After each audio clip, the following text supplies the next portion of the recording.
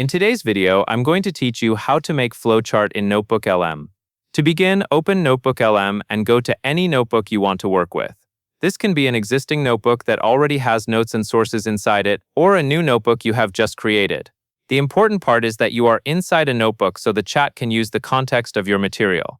If you want a more accurate flowchart, make sure the notebook includes the information you want to map out, because Notebooklm will base its output on what it can see in your content.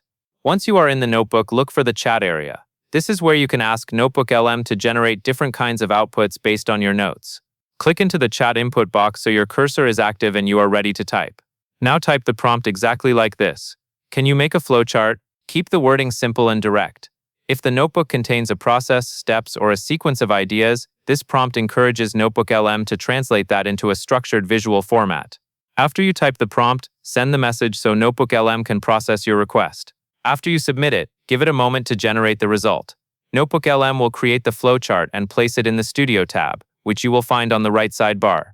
Move your attention to the right side of the screen and locate that Studio area. When the flowchart appears, you will be able to view the structure Notebooklm created based on your notebook content. If the flowchart does not look as complete as you expected, it usually means the notebook does not include enough clear process information. In that case, you can add or refine the notes in your notebook and then run the same prompt again, so the flowchart has better source material to pull from. Staying organized in your notebook will help the flowchart come out cleaner and easier to follow. That covers everything you need to know.